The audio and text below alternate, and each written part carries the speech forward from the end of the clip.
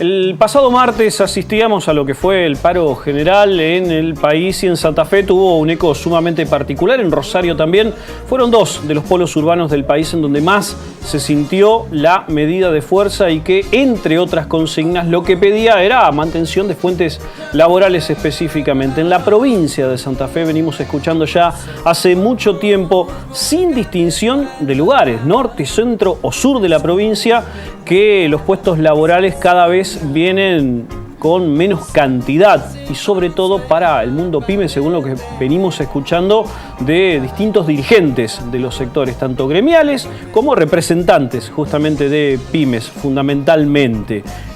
Nada dice que ocurra lo contrario en las grandes empresas. Por ejemplo, la planta de General Alvear en General Motors, donde hace poco tiempo ya se redujo a un turno, se redujo en un turno la ocupación de algunos obreros y esos obreros están cobrando el 70% de su sueldo. La situación tiende a agravarse. ¿Qué pasa en este contexto? Dos diputados santafesinos están pidiendo la emergencia laboral. Uno de ellos está con nosotros. Rubén Giustiniani nos acompaña en nuestro living. Diputado, buenas tardes, bienvenido. ¿Qué tal, Sergio? Buenas tardes, gracias por la invitación. Bueno, es grave la situación laboral de la provincia. Muy grave porque a lo que vos muy bien recién describías, se suman a lo largo y a lo ancho del país despidos por goteo, suspensiones masivas. Y acá estamos planteando una herramienta para el Estado muy importante. El Estado debe actuar. No debe ser ajeno de ninguna forma. No, para nada. Estamos planteando la emergencia laboral por 180 días. Esta emergencia laboral tiene un antecedente que fue el año 2008, la ley Cejas, donde fue una muy buena herramienta. Exacto. En un contexto no tan grave como ahora, en donde el Estado provincial, a través del Ministerio de Trabajo, con un plazo de 10 días, cuando se produce un despido o una suspensión, actúa, llama a la empresa, llama a los trabajadores y ve un lugar de salida a esa situación, a través de los repros, a través de lo que la provincia puede aportar, pero frenar esa sangría que se está produciendo, porque el trabajador que es despedido difícilmente vuelva después a esa fuente de trabajo. Claro. ¿Hay algún segmento que está más castigado? No sé, la metalmecánica, los lácteos. Recién Sergio ponía el ejemplo de General Motors. Sí, tenemos, en general el castigo es parejo porque se ha restringido el consumo interno. Todas aducen exactamente lo mismo, la caída abrupta de las ventas. Con la caída abrupta de las ventas se produce ese fenómeno en donde la producción se frena. Y después que hay otra cosa, está rota la cadena de pago, producto de que una tasa del 40% es insostenible. Es insostenible para cualquier proceso productivo. Y esto recién empieza. O sea, la situación es muy grave porque lo que los mismos funcionarios nacionales están admitiendo en esta firma con el Fondo Monetario Internacional, que va a haber más recesión y estos próximos meses va a haber más caída de la actividad económica, con lo cual puede haber más desempleo y más hambre y más pobreza. Por eso estamos planteando esta herramienta, crea una comisión donde encabeza del ministro de Trabajo, Julio Genesini, con la ministra de la Producción, Alicia Siciliani, y la integración de ambas cámaras, diputados y senadores, y la participación de los sindicatos y de las empresas. Creo que, como lo fue en el 2008, puede ser una muy buena herramienta para frenar esto que recién empieza, que puede ser una sangría desde el punto de vista laboral.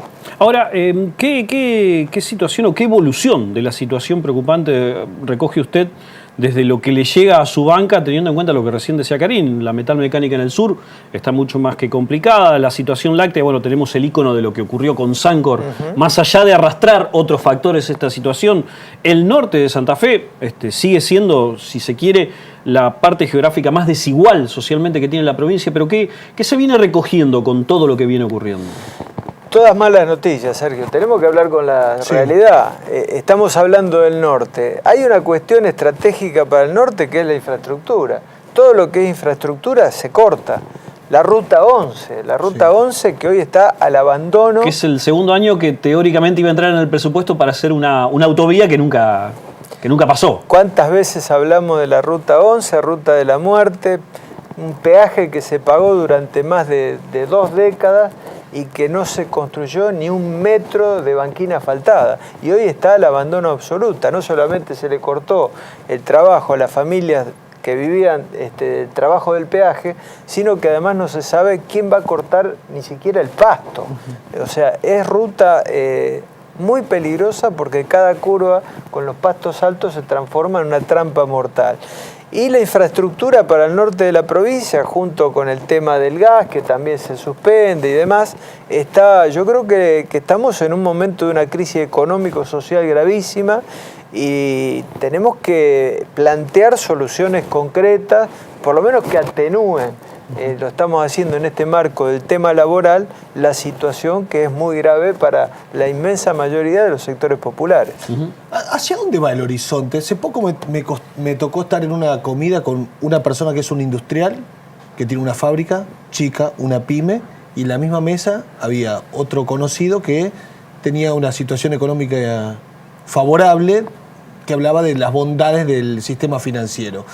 O sea, dos realidades totalmente antagónicas. Uno que ganaba una suma importante de dinero simplemente por tener el dinero en el banco y tomar café todas las mañanas y tener el tiempo para hablar de las cosas cotidianas, con amigos, visitar parientes. Y el otro que quería sostener fuentes de trabajo y que decía que con ese contexto, era totalmente imposible, porque pagar la luz a otro volumen, pagar el gas a otro volumen, la carga social, mantener empleados. Porque, a ver, todos dicen, hay que mantener la fuente laboral. Y dicen, sí, yo las quiero mantener, dice. ¿Cómo? Ahora, ¿cómo las mantengo? Porque yo vendo mucho menos y me sale mucho más caro producir.